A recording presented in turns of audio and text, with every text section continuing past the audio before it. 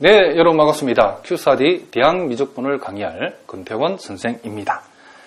자, 아마도 여러분 이 강의를 여러분 들어야 될 학생들은 대학교 1학년 또는 여러분 전공 공부를 하면서 수학적 기초가 약해서 2학년, 3학년 학생임에도 불구하고 이 강의를 들으려고 하는 학생들이 있을 거라고 생각을 한답니다. 자, 오늘 우리가 본격적으로 대학미적분 강의를 들어가기에 앞서서 먼저 우리가 대학미적분학은 어떠한 내용을 담고 있고 또 우리가 공부를 어떻게 해야 되는지에 대해서 우리가 간단하게 살펴보고 오늘 진도를 바로 나가도록 하겠습니다. 자, 여러분 보통 이제 대학미적분 또는 대학미적분학 원소는 우리가 보통 캘큘러스라고 하는데 요 놈은 우리가 대학마다 그 교재가 조금씩 다르긴 하지만은 전체적으로는 보면 다 똑같답니다. 이 원서를 기준으로 했을 때는 약 그 분량이 1600페이지 분량에 도달하고 자, 보통은 책도 이게 2권으로 구성되어 있는 아주 방대한 분량이 대학미적분학이랍니다. 이 대학미적분학에는 요놈 소개를 우리가 곰곰이 살펴보면 이 모든 전공 수학의 기본적인 부분들을 조금씩 떼가지고 거기 다 모아놓은 거라고 여러분 생각하시면 된답니다. 그래서 모든 전공 수학 과목 내지는 또는 물리학이라든가 또는 심지어는 화학 생물학의 내용까지 기본적으로 포함하고 있는 아주 방대한 내용을 담고 있는 그러니까 여러분들이 자연계열로 대학을 진학했을 경우에 특별히 이런 공대생인 경우는 더 말할 것도 없겠죠. 절대로 피해갈 수도 없고 못해서도 안 되는 그러니까 대학미적분학을 제대로 하지 않고 여러분들이 전공 과목을 공부한다는 것은 이과로서는 자연계열 학생들로는 불가능하다라고 얘기할 수 있답니다. 자, 그럼 우리가 구체적으로 이 대학미적분학에는 어떠한 내용들이 포함되어 있는가? 자, 대학마다 교재마다 순서가 약간 다를 뿐이지 전체적인 내용은 거의 다 똑같답니다. 자, 우리가 보통 이제 수열의 극한, 자, 소위 여러분들이 수열의 극한, 여기에 또 함수의 극한 연속이라는 파트가 나오는데, 자, 요 동네는 우리가 여러분들 소위 이제 엡실론 그리고 델타에 관한 얘기가 많이 나온답니다. 그래서 우리가 수열의 극한을 우리 여러분들이 고등과정에서 고등학교에서도 공부를 했지만은 고등학교에서 공부했던 방식하고는 차원이 다른 소위 이제 엡실론 델타 논법이라는 것을 동원해가지고 이 극한을 정의해서 공부하는 파트인데, 여러분 특별히 수학과를 지나가는 학생들 입장에서는 여러분들이 요 부분과 요 부분이 해석하게 중요한 기초가 되기 때문에 잘 해야 된답니다. 물론 뭐 공대생도 말할 것도 없고 무슨 말인지 아시겠죠? 그리고 우리가 빼놓을 수 없는 부분들이 이제 그 미분법과 그 활용. 자, 요 미분법과 그 활용은 요 부분은 그쵸 다양성과 상당 부분 한 30% 정도는 고등과정의 미분 내용이 포함되어 있을 뿐만 아니라 또 심화된 내용으로서 우리가 고등학교 여름에 공부한 적이 없는 역삼각 함수의 도함수 또는 삼곡선 함수 또는 역삼곡선 함수와 그 정의와 그 도함수의 그 내용들이 포함되어 있고 그 미분을 활용해서 우리가 풀 수 있는 여러 가지 문제들 평균값 정리 등등을 포함한 그런 이론들을 담고 있는데 이 내용이 상당히 많은 분량을 차지하고 있답니다. 또 그리고 우리가 빼놓을 수 없는 부분이 이 적분법과 그 활용이라는 것이 있는데 자, 요 동네 얘기도 우리가 고등과정에서 다루지 않았던 심화된 적분 내용이 많이 나오는데 여러 가지 적분 기법들 특별히 여기 속에는 특이적분 소위 보통 이상적분이라고 하는 이 특이적분에 관한 내용들이 여기에 다 포함되어 있답니다. 그럼 여러분들이 이와 같은 내용들을 우리가 공부해서 이 대학미적분의 이 자체의 학점도 매우 중요하지만 이와 같은 내용들이 여러분들이 나중에 공대생인 경우에는 여러분들이 공업수학이라든가 또는 심지어 여러분 선행대수학이 다 대부분 그 자연계열 학생 다 해야 되는데 그런 내용들이 아주 중요한 기초들이 이 동네에서 제공하고 있기 때문에 여러분들이 절대로 소홀히 할 수 없는 그런 내용들이 납니다. 그래서 한 여기에서 여기까지 분량이 약 한 600에서 한 700페이지 정도 분량이 된답니다. 그리고 우리가 고등학교에 전혀 보지 않았던 극좌표, 그쵸? 자, 극좌표 매우 중요한데 극좌표와 그에 관련된 이론들을 우리 공부하게 되고 또 정말 우리가 대학미적분의 가장 중요한 내용 중에 하나가 바로 이 급수인데 소위 이제 테일러 급수를 포함한 여러 가지 급수들 또 그 급수들을 어떻게 판정하는가 급수 판정법이 여러 가지 방법들이 있는데 우리가 고등학교에서는 이 급수에 대해서는 간단한 무한급수 정도의 맛만 봤다라고 하면 이 동네에서는 수백 페이지 분량에 해당되는 이 급수의 내용들을 우리가 본격적으로 공부를 한답니다. 자, 그리고 우리가 우리가 벡터 함수 그리고 벡터 함수의 도함수 요 속에는 여러분들이 곡률과 또는 연률 이런 물리학적 내용들이 여기에 많이 포함되어 있답니다. 그리고 우리가 더 나아가서는 우리가 이제 편도함수, 그쵸? 우리가 보통 이런 걸 편미분이라고 하고 다변수 함수에 우리가 또 도함수란 이런 표현들을 쓰는데 우리 여태까지는 일변수 함수의 도함수에 대해서만 우리는 고등과정에서 공부를 했는데 자, 이 동네에 오게 되면 변수가 2개, 독립변수가 2개 또는 독립변수가 3개 이렇게 독립변수가 여러 개 있는 그런 함수들의 미분에 대해서 우리가 여기에서 본격적으로 공부하는데 이 편도함수와 그 응용이 또 상당히 많은 분량으로 나와 있답니다. 그리고 또 중요한 핵심적인 내용, 그렇죠? 특별히 이런 편도함수 중요하죠, 그렇죠? 편도함수. 그리고 또 중적분. 그러니까 중적분이라는 것은 우리가 변수가 2개 이상에서 나타나는 함수들의 적분을 여러분 쉽게 중적분이라고 생각하시면 된답니다. 자, 이것도 너무너무 중요한 아주 대단히 중요한 내용들을 여기에서 담고 있답니다. 무슨 말인지 아시겠죠? 그리고 여러분들이 아마도 이제 공부를 우리가 이 대학 미적분에 심화된 내용들인데 이 벡터 캘큘에 해당되는 벡터 캘큘러스에 해당되는 이 부분이 상당히 어렵고 또 중요하답니다. 이 동네 안에는 우리가 소위 여러분들이 많은 학생들이 어려워하는 선적분 그리고 면적분 또 이와 관련된 어떤 그림 정리라든가 스토커스 정리라든가 발산 정리 등등등 여러분들 아마 대학 미적분을 공부하다가 조금 어렵다고 하는 것은 다 이 동네에 있다고 생각하시면 된답니다. 무슨 말인지 아시겠죠? 그래서 이와 같은 이 방대한 내용들을 우리가 대학 미적분학에서 우리가 다루게 될 거랍니다. Q스타디 대학 미적분은 여러분들이 대학 미적분 1, 2, 3으로 이 내용이 방대하기 때문에 선생님이 대학 미적분 원래 캘큘러스가 1, 2로 이렇게 책은 그렇게 구성되어 있는데 선생님 강의는 캘큘러스 1, 캘큘러스 2, 캘큘러스 3로 이렇게 세 파트로 나누어서 여러분에게 강의가 진행될 예정이랍니다. 무슨 말인지 아시겠죠? 자, 그런데 우리가 이제 이와 같은 내용들을 우리가 어떻게 하면 이 대학 미적분학을 이제 우리가 공부를 잘 할 것인가에 대해서 여러분들이 이제 고민을 많이 해보셔야 되는데 이 수학이라고 하는 건 여러분들이 매우 기본적인 자세가 있는데 여러분들 지금 아마도 이 강의를 대학교 2학년, 3학년, 심지어는 대학원생들 이 강의를 듣는 경우도 많이 있는데 여러분들이 이 수학이 정말 어렵다라고 느끼는 그 학생들, 어려움을 겪고 있는 학생들의 공통적 특징이 뭐냐면 이 대학 수학이라고 하는 것을 너무 간단하게 그러니까 어떻게 뭐 좀 이렇게 쉽게 그냥 노력은 작게 하고 효과는 만땅으로 얻을 수 있는 어떻게 하면 좀 더 간단하게 공부할 수 없을까 이렇게 연구하다가 낭패를 당한 학생들이 많이 있답니다. 수학은 절대로 여러분들이 특별히 대학 수학은 간단하게 공부할 수 있는 동네가 아니다 이런 얘기를 합니다. 잊어버리면 안 되겠죠. 그럼 수학은 한마디로 말해서 수학은 그 단계가 중요한 단계의 학문이라는 사실을 여러분들 꼭 기억하셔야 된답니다. 마치 톱니바퀴처럼 수학은 그 단계를 밟아서 올라가야만이 정확하게 이해가 될 수 있는 그런 내용이랍니다. 어떤 학생들이 대학 미적분학을 공부하라고 했더니 대학 미적분학이 이제 시험에 다급하니까 앞부분 다 대충 건너뛰고 수학을 포기했다가 뒷부분 이제 대학에서 시험을 칠 때에 뒷부분만 가져와가지고 그 부분을 억지로 암기하고 외워서 시험 치려고 하는데 그렇게 해서 여러분 절대로 좋은 점수를 받을 수 없답니다. 이 수학처럼 단계를 중요하게 생각해야 될 학문이 없다 그런 얘기죠. 그러니까 아주 기초부터 매우 쉬운 내용부터 앞에 차근차근 그 목차를 빠짐없이 공부를 차근차근 어떻게 된다? 해야만이 여러분들이 좋은 결과를 얻을 수 있는 게 바로 수학이랍니다. 그래서 여러분 이 Q스타디 대학 미적분학 제가 선생님이 강의하는 그 방법도 그 단계를 철저하게 밟아서 기본적인 내용부터 아주 쉬운 내용부터 빠짐없이 하나도 빼놓지 않고 여러분 앞에 강의를 하려고 한답니다.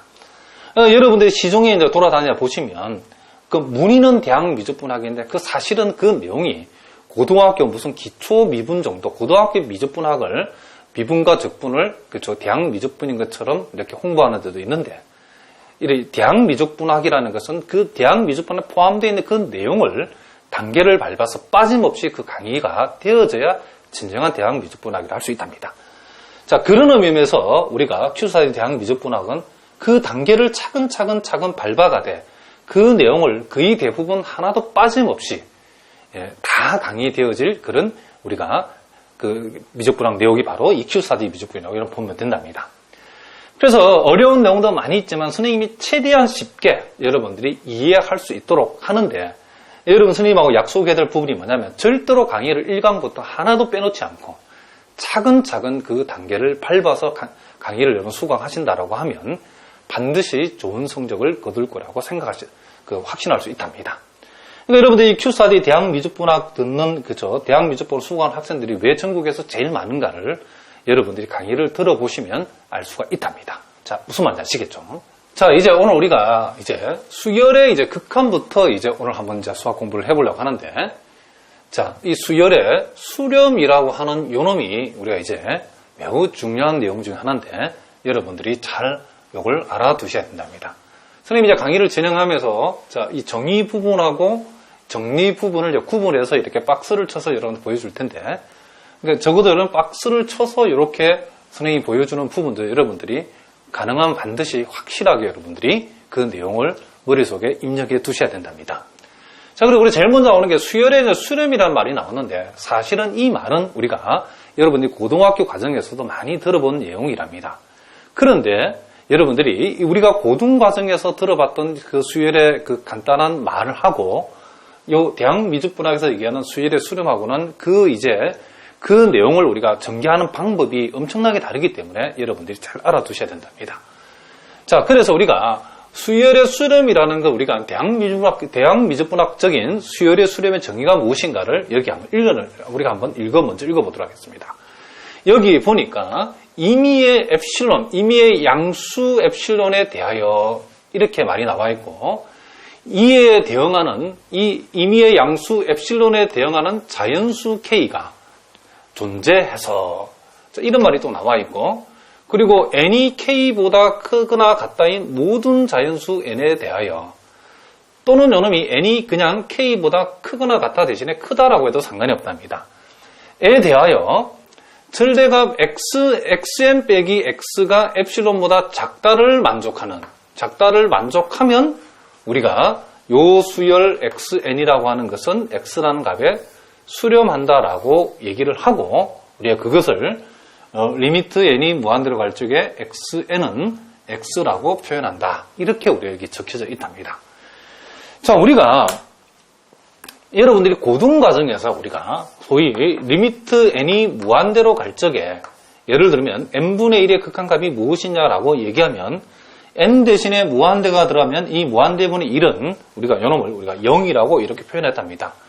그럼 우리가 고등학교 과정에서는 요놈의 극한값을 구해봤더니 이와 같은 0이라고 하는 값으로 나오면 요놈은 이 극한은 즉 이 수열 n분의 1이라고 하는 요 수열은 0이라고 하는 값에 뭐한다? 수렴한다라고 우리가 얘기를 했답니다.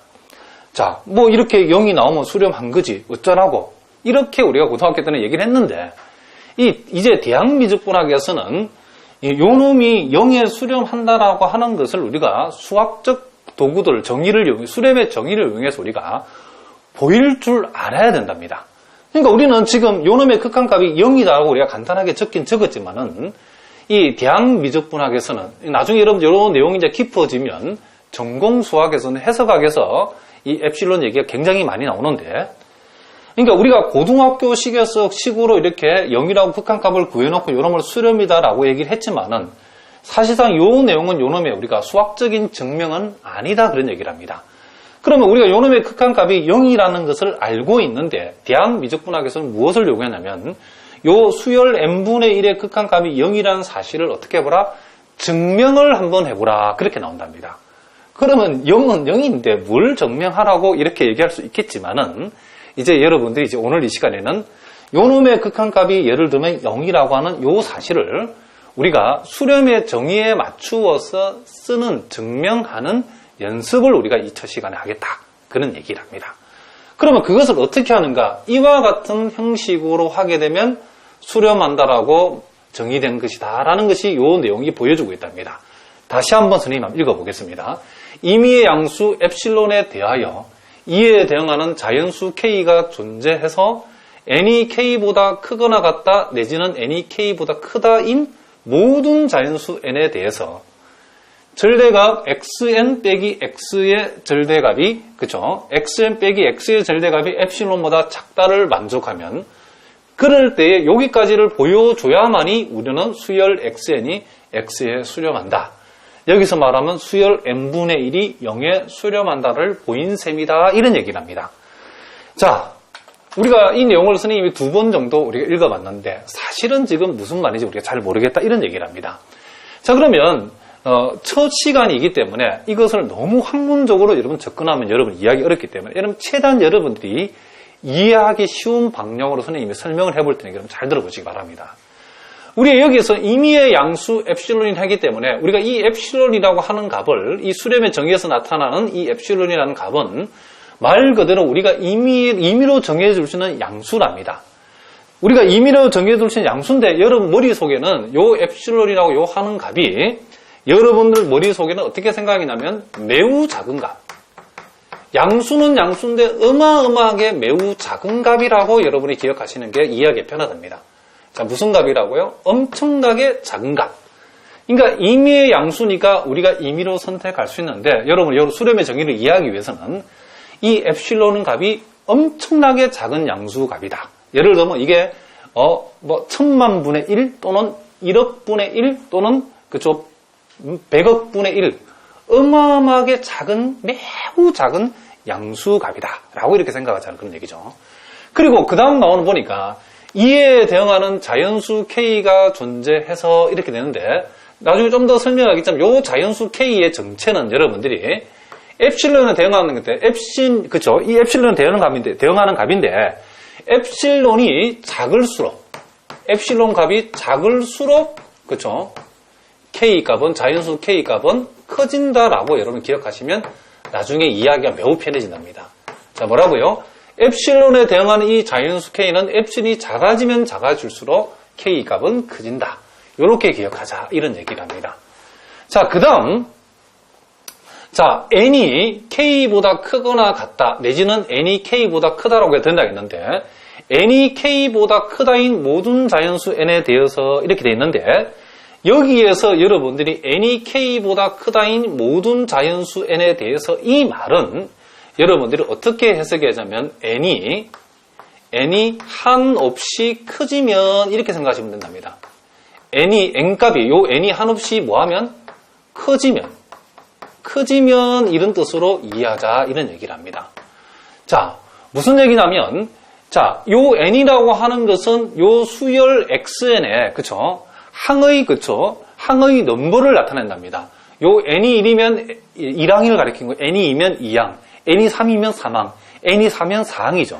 그러면 만약에 요 k라고 하는 값이 지금 요 k라고 하는 값이 예를 들어서 K값이 예를 들어서 5항이다라고 5라고 생각해 봅시다. 그러면 K가 5라고 생각하면 5 이상이 되는 그쵸? 그러니까 5 이상이 되는 N값이니까 이 N은 그쵸? 여기 모든 자연수 N이라고 그러죠. 그러니까 5항 이상이 되는 모든 항을 가리키는 거죠. 그러니까 5항, 6항, 7항, 8항 그러니까 7번째, 8번째, 9번째, 10번째 항 이렇게 쭉쭉쭉 나가가지고 이 항들이 모든 자연수 n이니까 n이 무한히 커지는 모든 항을 다 가리키는 생각하면 된답니다. 그러니까 5항 이상이 되는 모든 항들에 대해서 이 말은 n이 한없이 커지면 소위 이게 리미트 n이 무한대로 가면 요 말이 요 표현하고 여러분 일치한다라고 생각하시면 된답니다. 요 표현이다. 그러니까 5항 이상이 되는 모든 항이죠. 그러면 K가 엡실론이 이제 이 메커니즘을 보면 엡실론이 점점점 작아질수록 K는 점점점 커진다. 이 말은 K가 이게 이제 500번째 항이 될 수도 있고 5000번째 항이 될 수 있는데 500번째 얘를 500이라고 그러면 500 이상이 되는 모든 항들 그러니까 501번째, 502번째 거기서 또 모든 항들이니까 모든 자연수 n을 적용할 수 있어야 된다고 했으니까 결국 n이 무한히 커진다를 갖다가 이 수학자들이 이렇게 표현했다 생각하시면 된답니다. 자, 다시 한번. 임의의 양수 엡실론, 그러니까 엡실론이 매우 작아졌더니 K값은 매우 커지는데 그 K값보다 더 큰 모든 자연수 N에 대해서 그 말은 N이 한없이 커지면 그런 뜻이랍니다. 무슨 말인지 아시겠죠? 그리고 이제 요 표현은 절대값이라는 요 표현을 여러분 하셔야 되는데 우리가 절대값 A-P의 의미는 우리가 수직사선에서 절대값 A-P의 의미는 A와 B 사이에 A와 B의 뭘 얘기한다? 그렇죠. 거리를 얘기한다. 이런 얘기를 합니다. 뭘 얘기한다? 거리. 그러니까 요 말은 자, 여기에서 여기까지 주어지는 요 표현. 자, 여기까지 해서 여기까지 주어지는 요 표현은 뭐냐면 요 xn이라고 하는 거하고 x 사이의 x1, xn과 x 사이의 거리. 그렇죠. 요 뜻은 거리라고 그랬죠. 그런데 그놈이 엡실론보다 작다. 근데 엡실론이 매우 작은 값이라고 그랬죠. 그러니까 요 두 놈 사이의 거리가 엡실론보다 작다는 것은 요 엡실론이 한없이 작아지면 그 말은 요 놈과 요 놈 사이, 요 두 놈 사이의 거리가 한없이 작아진다. 이 말은 한없이 그쵸? 작아진다. 이 말은 가까워진다. 이런 말이죠. 작아진다. 이 말은 다른 말로 하면 xn이 x에 한없이 가까워진다. 이런 얘기죠. 이런 얘기. 자, 이 말을 이렇게 수학적으로 표현했답니다. 자, 그럼 우리가 결국 이미 우리가 고등학교에서 봐왔던 요 형식. 자, n이 한없이 커질 때에 요 xn의 극한값이 x라고 하는 말은 n이 한없이 커질 때에 요 xn이 한없이 x라는 값에 가까워지더라 했을 때에 우리는 요 xn의 극한이 x에 수렴한다라고 그렇게 우리가 고등학교 때 배웠답니다. 고등학교 때 졸았던 학생들 잘 안 배웠다는 상관없답니다. 지금부터 여러분 그렇게 기억하시면 되니까. 그러니까 이렇게 이 표현을 우리가 대학미적분학에서는 수열의 수렴이라고 하는 요 정의의 틀에 맞추어서 여러분이 이제부터 쓸 줄 알아야 된다. 이런 얘기예요. 그럼 어떻게 쓸 것인가? 우리가 이렇게 임의의 양수 엡실론에 대해서 이렇게 임의 양수를 먼저 생각을 하자 그런 얘기죠. 그리고 또 하나 요 엡실론 값에 대응하는 자연수 K가 존재한다라고 우리가 이렇게 이제 설정을 하자 이런 얘기죠.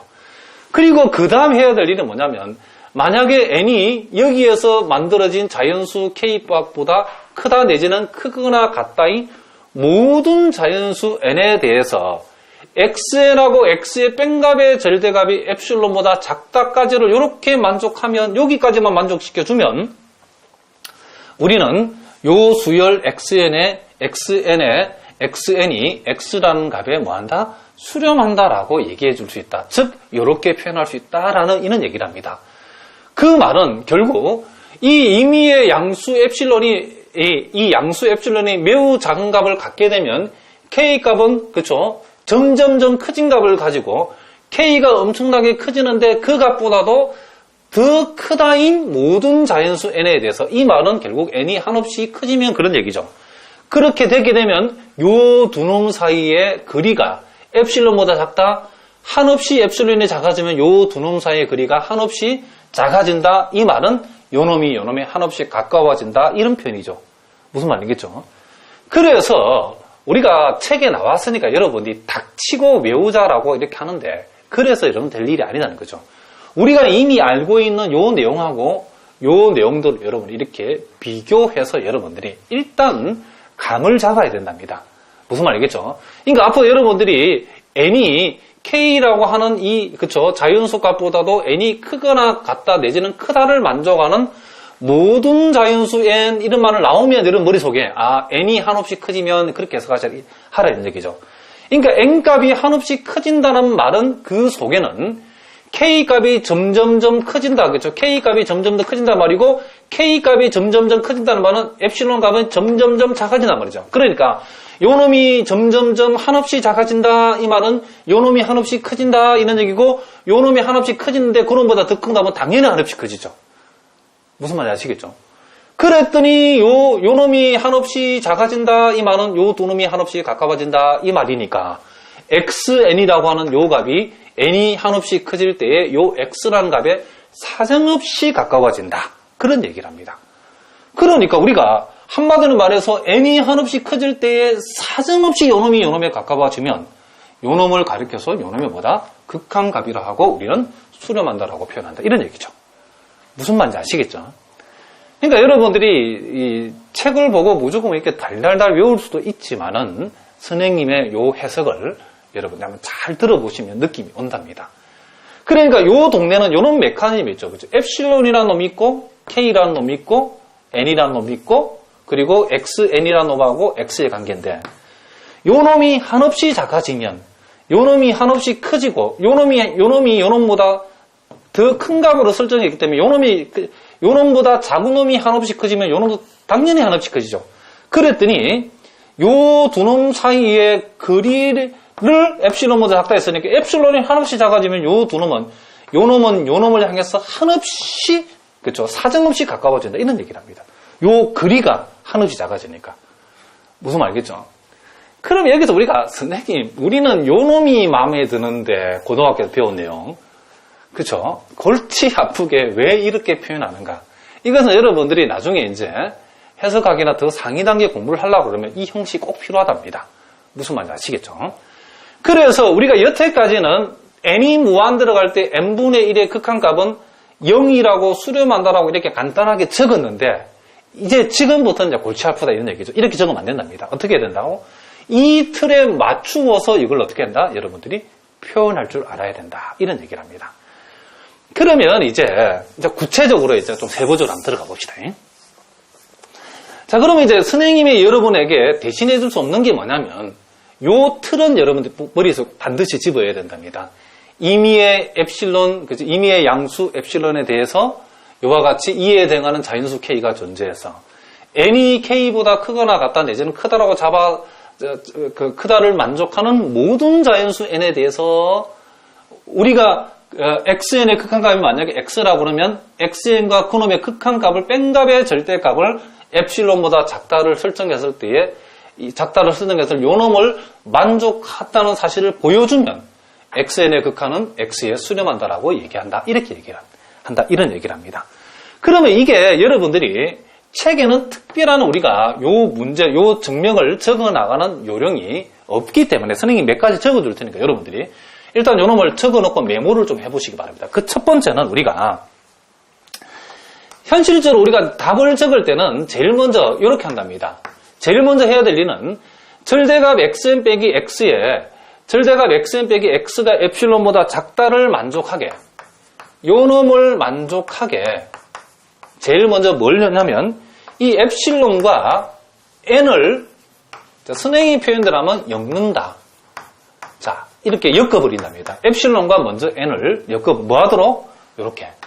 우리가 지금 정의는 이렇게 나와 있지만 현실적으로 이 정의에 맞게 어떤 극한을 정명 형식으로 적어내려 가려고 그러면 여러분들이 이 틀을 기억하자.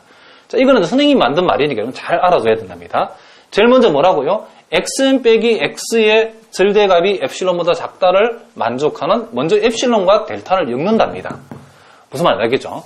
그 다음 두 번째 해야 될 일은 n이 k보다 크거나 같다. 또는 우리가 보통 이런 n을 k보다 크다 해도 상관없다겠죠. 선생님이 이렇게 쓰기도 하고 이렇게 하는데 여러분 어떻게 써도 상관없답니다. 등호는 상관없으니까. 자, 요 놈임을, 그쵸. 요 놈을 또 이용하여. 요 놈임을 뭐하여? 이용하여. 자, K와 이제는 엡실론을 엮는다. 자, 제일 먼저 해야 될 일은 우리가 엡실론과 n을 엮고, 그 다음은 K와 엡실론을 어떻게 한다? 엮는다. 이런 말이죠. 그리고 세 번째는 1번, 2번에 의해서 조건에 맞게 이 자연수 K를 선택하면 된다. 자연수 K를 어떻게 하자? 선택을 한번 해보자. 이런 얘기를 합니다. 자, 제일 먼저 뭐라고요? 요 식을, 주어진 요 식에서 먼저 엡실론과 n을 엮어내고, 그 다음 요 놈을 n하고 n이 K보다 크다 내지는 크거나 같다는 사실을 이용해서 다시 K와 엡실론을 엮는다. 그리고 나서 이제 조건에 맞게 모른다. K를 선택해주면 그 증명이 어떻게 된다? 완성이 된다. 이런 얘기를 합니다. 자, 그러면 우리가 이제 구체적으로 자, 여러분들이 요 메모한 요 내용을 이제 참고를 하면서 우리가 거기에 이제 선생님이 실전 문제를 통해서 우리가 한번 생각해 보도록 하겠습니다. 자, 여러분 교재에 자, 예제 1번 문제 답니다. 자, 수열, 우리가 조금 전에 살펴봤던 수열이죠. 수열 n분의 1이, 요 n분의 1은 당연히 0의 수렴 맞아. 우리가 고등학교 때 수도 없이 봤던 내용인데. 근데 우리가 0인지 알고 있는데 요 수렴함을 보여봐라. 자, 이렇게 되면 이제 문제가 심각해진답니다. 이게 간단한 문제가 아니랍니다. 0에 수렴한다는 건 우리가 이미 알고 있는데 수렴함을 어떻게 해라? 증명을 한번 해보라. 즉, 요 수열의 수렴의 이 데피니션에 맞게 한번 적어봐라. 그런 얘기를 합니다. 그러면 우리가 이제 제일 먼저 우리가 해야 될 일이 이제 뭐냐? 이런 얘기를 합니다. 자, 요 놈을 우리가 n이 k보다 크거나 같다 해도 되고, 요 놈 대신에 우리가 그냥 n이 k보다 크다라고 해도 상관없다겠죠. 어느 쪽을 써도 상관없다. 이런 얘기를 합니다. 그럼 우리가 먼저 n이 k보다 크다인 이 모든 자연수, 자, 이렇게 적습니다. 자연수 n에 대하여 n이 k보다 크다인 모든 자연수, 요놈은 크거나 같다 해도 상관없다 그랬죠. n에 대하여 제일 먼저 해야 될 일은 우리가 뭐냐면 지금 이제 요 틀에서 우리가 제일 먼저 요 틀에서 뭐하고 뭐를 우리가 엡실론과 n을 엮는다고 그랬죠. 그럼 요 틀이라는 것은 여기서 말하는 요 틀이라는 것은 뭐냐? 자, 요 xn에 해당되는 게 여기서는 n분의 1이죠. n분의 1이고 여기 오는 것은 요 x라고 하는 것은 그놈의 극한값 유닛, 극한값 우리 0인지 알고 있답니다. 극한값을 가져오고 요렇게 요놈을 엡실론보다 작다라는 요 식에서 n하고 뭐하고 지금 선생님이 뭐라 했죠? n과 먼저 n과 엡실론을 엮는다 그랬죠.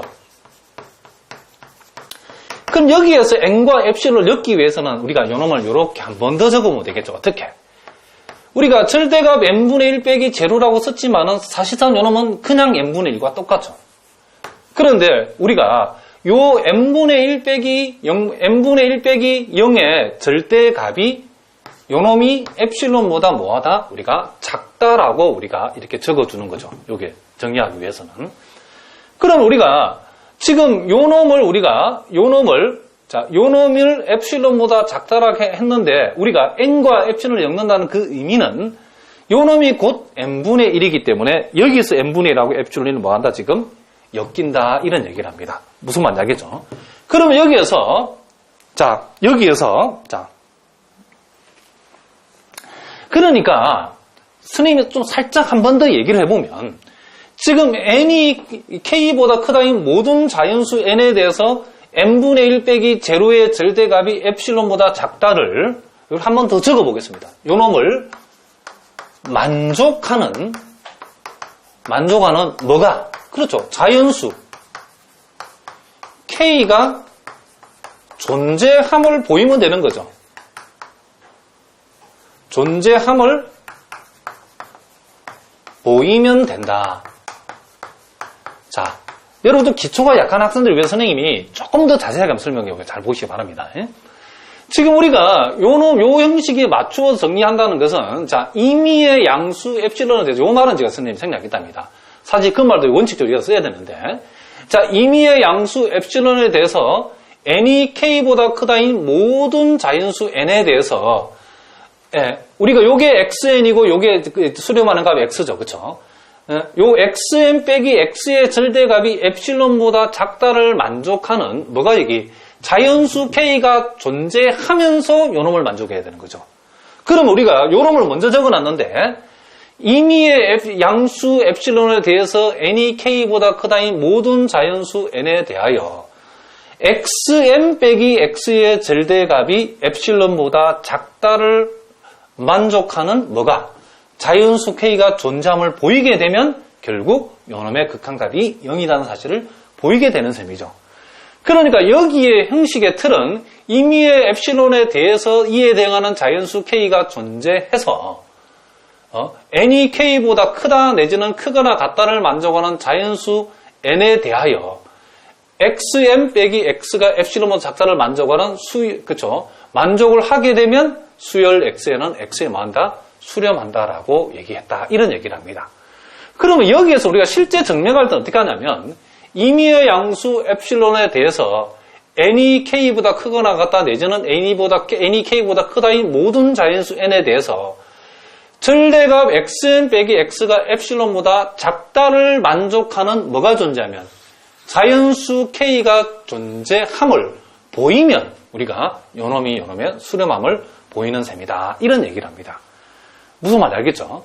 그러니까 여기에서 우리 현실적으로 n분의 1의 극한값이 0이라는 사실을 그쵸? 우리가 보이는 방법은 임의의 양수 엡실론에 대하여 요 말이 빠져있죠. 이게 n이 k보다 크다인 모든 자연수 n에 대해서 우리가 요 증명의 틀인 요 틀을 여기다 그대로 가져왔답니다. xn이 지금 여기서는 n분의 1이고 수렴하는 값 x가 여기서 0이니까 n분의 1 빼기 0의 절대값이 엡실론보다 작다를 만족하게 하는 자연수 k가 존재함을 보이면 요놈의 극한값이 0이라는 사실을 보이는 셈이다. 이런 얘기를 합니다. 그럴 때 우리가 제일 먼저 현실적으로 우리가 요놈이 결국 n분의 1이라는 사실을 이용해가지고 n분의 1이 엡실론보다 작다를 이용해서 이렇게 n분의 1과 엡실론을 먼저 엮는다 이런 얘기입니다. 요 틀에서. 자, 여기다 선생님 한번 써보겠습니다. 그런데 n분의 1이 지금 엡실론보다 작다 이렇게 엮었죠. n에 관한 식하고 엡실론 엮었죠. 이렇게. 자, 요 말은 결국 n이 양면 역수차면 n이 엡실론 분의 1보다 어떻게 하다? 크다. 요걸 만족하죠. 그런데 우리가 여기에서 n이 k보다 크다라고 했기 때문에 n이 엡실론 분의 1보다 크다. n이 엡실론보다 크다는 사실을, 그죠?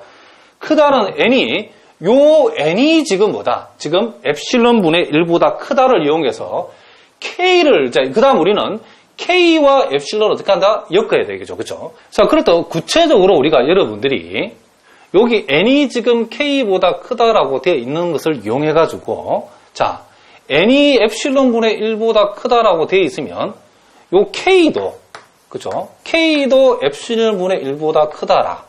요 놈을, 그쵸? 만족하는 자연수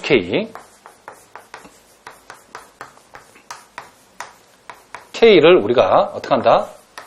택한다라고 여러분이 이렇게 적어버리면 된답니다. 그러면, 선생님이 갑자기 n이 엡실론보다 크다라는 사실에서 왜 k도 엡실론 분의 1보다 크다라고 엮었는가? 그러니까 요 행님이 엡실론 분의 1보다 크다라고 나오니까 요 동생인 k도 엡실론보다 크다를 엮었는데 그 이유는 요놈 때문에 그렇게 엮었답니다. 그럼 그 이유는 이제 선생님이 요거를 좀 더 여러분들이 이제 전개를 해보면 알 수 있죠. 자, 우리가 지금 k를 엡실론 분의 1보다 큰 값에서 자연수 k를 만약에 선택을 했다라고 하면 어떤 일이 벌어지냐면 이런 일이 벌어진답니다. 지금 우리가 보이고자 하는 것은 절대값 n분의 1 빼기 제로라고 하는 값이 엡실론보다 작다는 사실을 보여야 되는 거죠. 그런데 자, 즉 요놈이 지금 성립함을 우리가 자연수 k 값을 그쵸? 선택을 했는데 뭐가 성립하도록? 요놈이 성립하도록 자연수 k 값을 우리가 선택을 해야 된다는 얘기죠.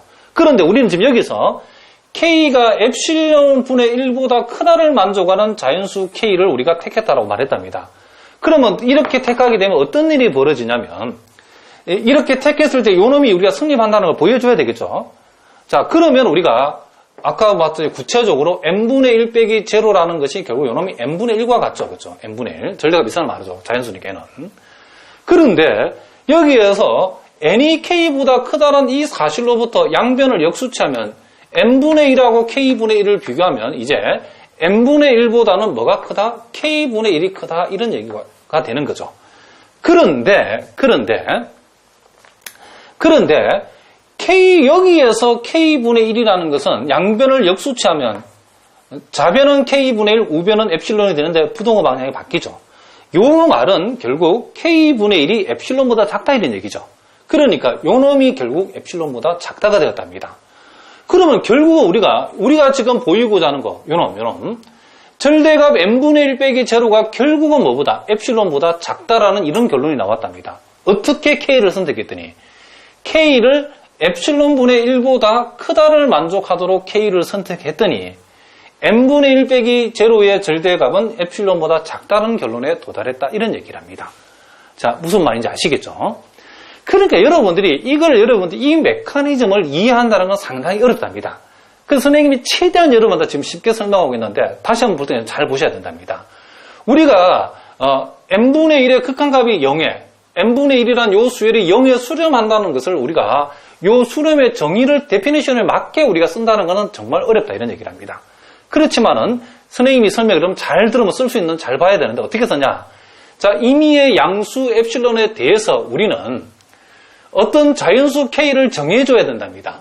엡실론에 대응하는 그렇죠? 자연수 K를 정해줬을 때에 n이 K보다 크다 내지는 n이 K보다 크거나 같다를 만족하는 모든 자연수 n에 대해서 우리는 요 부등식이 즉 xn 빼기 x의 절대값이 엡실론보다 작다가 만족되도록 요 자연수 K 값을 정해야 된답니다. 그러면 우리가 처음부터 이 자연수 K가 뭔지를 착 알아내가지고 요렇게 처음부터 아하 K는 엡실론 1보다 큰 데서 선택하면 돼. 그리고 이걸 처음부터 알아내가지고 착착착 해서 이렇게 적을 수는 없답니다. 현실적으로 우리가 적어보면 책에는 바로 나오지만 여러분 학생 입장에서는 처음부터 K를 어떻게 잡아야 되는 이게 제일 막막하답니다. 이게 너무나 막막하기 때문에 선생님이 그 방법을 알아냈다 이런 얘기죠. 어떻게 잡아내느냐. 요렇게 우리가 요 놈을 만족하는 우리가 K를 정해주는 거기 때문에 일단은 요 n분의 1 빼기 절대값 제로의 그쵸? n분의 1 빼기 제로의 절대값이 엡실론보다 작다 요 놈에서 일단 n하고 엡실론하고 엮어내고 n하고 엡실론하고 엮어내고 요 n이 K의 행님이니까 행님이 엡실론 1보다 크다라고 하면 무조건 동생인 K도 엡실론 1분의 크다라고 적어버리면 된답니다. 이놈을 만족하도록 자연수 K를 선택하게 되면 이 부분이 자동으로 딱 성립하게 나온다는 얘기죠. 이거는 책에 나오는 내용은 아니고 선생님이 이 동네의 연구를 여러분들도 쉽게 이 증명을 적을 수 있도록 만들어낸 메커니즘이랍니다. 무슨 말인지 아시겠죠? 그러니까 우리가 처음부터 책에는 보면 이게 다 나와 있는데 책에는 이렇게 착 적혀 있는데 그럼 이걸 어떻게 처음부터 우리가 알 것인가라는 게 우리의 고민이랍니다. 그런데 그 방법론으로 선생님이 적어준 게 뭐냐면 우리는 요 부등식에서 엡실론하고 n을 엮어내고 요 행님이 가지는 요 성질을 그대로 요 동생한테도 넘겨버리면 이 부등식이 자동으로 다 요 부분을 만들어내도록 이게 성립하게 되어 있다는 사실을 선생님이 알아냈답니다. 무슨 말인지 아시겠죠? 자, 하나 가지고 모자라니까 우리가 계속해서 선생님 몇 개 더 연습을 한번 해보겠습니다. 자, 여러분 교재에 2번 문제도 한번 봅시다. 자, 몇 번 연습해보면 여러분 이제 감이 온답니다. 자, 거기 보니까 수열, 자, n분의 2n 플러스 1. 자, 요 놈의 극한이, 우리가 리미트 n이 무한대로 갔을 때에, 요 놈의 극한값이 2라는 우리가 알고 있답니다. 그러니까 요 놈이 2의 수렴함을 우리가 보여라 이렇게 나오면, 이걸 갖다가 여러분들이 리미트 n이 무한대로 갈 때 n분의 2n 플러스 1은 이게 무한대분의 무한대인데 차수가 같으니까 답이 2지 뭘. 이렇게 보이라는 얘기 아니죠. 이렇게 보이면 빵점이죠. 그렇죠? 우리가 여기에서 보이라는 것은 수열의 수렴의 데피니션, 정의에 맞게 한번 적어보라. 그런 얘기를 합니다. 그러면 정의에 맞게 적는다는 것은 우리가 임의의 양수 이 엡실론에 대하여 이 틀이 그렇다는 거죠. 이에 대응하는 그렇죠 자연수 K 값이 그렇죠 존재해서 자 n이 K보다 크다 내지는 크거나 같다를 만족하는 모든 자연수 여러분들 이렇게 쓸 줄 알아야 된다. 모든 자연수 뭐에 대해서? n에 대하여. 우리는 뭘 모여야 되냐면 이걸 모여야죠. 그렇죠? 요 놈의 극한값이 2라고 그랬으니까 절대값 n분의 2n 플러스 1 빼기 2의 절대값이 뭐보다? 임을 엡실론보다 작다임을 보여야 하는 거죠. 우리의 지금 선생님이 여러분 이해를 돕기 위해서 일부러 이렇게 형식적으로 한번 적어봤답니다. 그러니까 결국은 우리가 요놈을 만족하는 뭐가? 자연수 K 값을 우리가 구체적으로 어떻게 정하는 게 요놈이 포인트랍니다.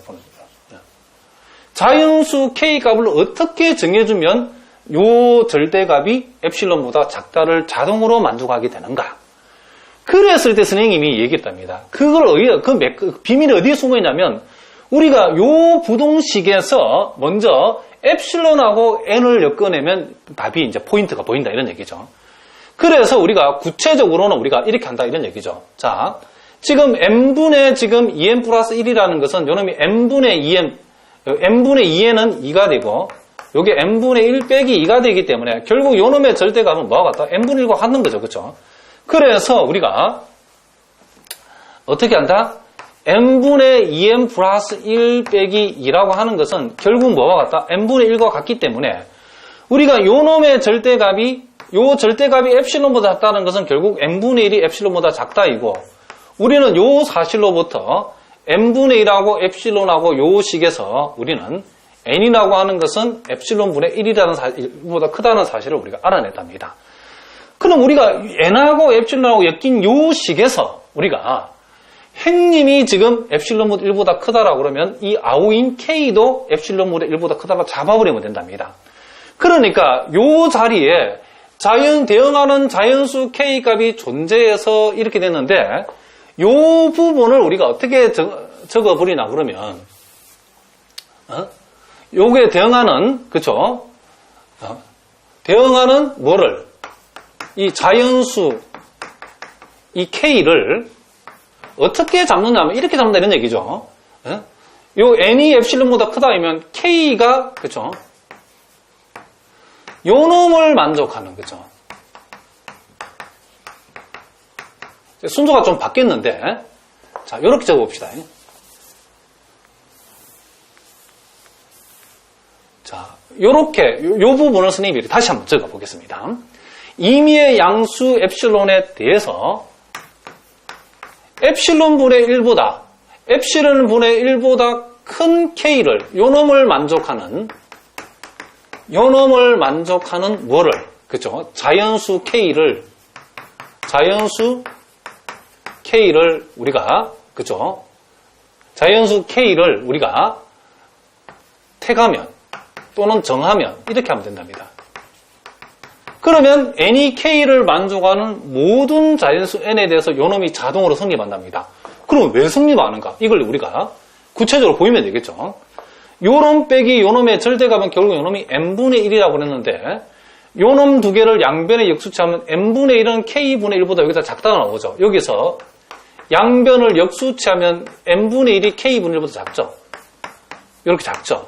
그런데 우리는 k가 엡실론분의 1보다 크다 해서 양변을 역수치하면 k분의 1은 다시 엡실론보다 작다가 되죠. 그렇죠?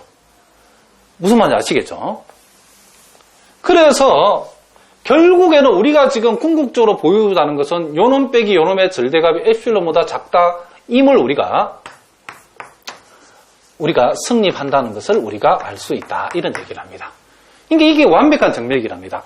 그러면 우리가 책에 보면 여러분들이 이 순서로 답이 나와 있답니다. 임의의 양수 엡실론에 대해서 k를 엡실분의 1보다 큰 k를 엡실분의 1보다 크다를 만족하는 k 중에서 그쵸? 즉 k 값이 엡실분의 1보다 크다를 만족하는 자연수 k를 우리가 잡았을 때에 n이 k보다 큰 모든 자연수 n에 대해서 요놈이 곧 요놈이고 요놈이 요놈보다 작고 요놈이 다시 엡실론보다 작다가 되어서 결국 우리가 증명하고자 하는 정의의 형식 요놈 빼기 요놈의 절대값이 엡실론보다 작다가 성립했다. 그래서 우리가 수열 그쵸? 결론적으로 다 그래서 수열 n분의 2n 플러스 1은 요놈은 2에 뭐한다? 수렴한다. 이렇게 우리가 책에 보면 이렇게 나온다 이런 얘기를 합니다. 그런데 대부분 학생들이 뭘 고민하냐면 이걸 고민한다는 거죠. 선생님 요걸로 갖다가 어떻게 처음부터 알았을까요? 라는 게 우리의 고민이랍니다. 그러니까 이게 미친놈들이죠. 그렇죠? 자기들이 책을 미리 보지 않고는 요놈이 바로 요렇게 된다는 걸 알 길이 없죠. 그렇죠? 그래서 선생님이 여러분한테 연구에서 가르치는 그 메커니즘을 기억하라 이런 얘기죠. 어떻게 잡아내냐면 여러분들이 다시 한번 우리 해볼까요? 그 부분만. 우리가 이렇게 답은 이렇게 적을 건데 실전에 이런 문제를 풀 때는 제일 먼저 해야 될 일이 우리가 주어진 수열에서 수렴하는 값을 뺀 이 값에서 우리가 궁극적으로 보여야 되는 요 식은 요 놈이 지금 엡실론보다 작다임을 요 놈이 엡실론 작다를 보여야 되는데 요 놈이 곧 n분의 1이라는 사실을 이용해 가지고 요 엡실론하고 n을 이 엮어내는 식을 이렇게 먼저 찾아내야 되는 얘기죠.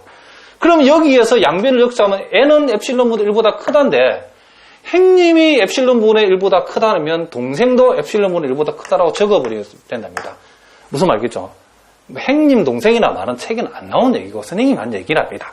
여러분 기억하기 쉬우라고.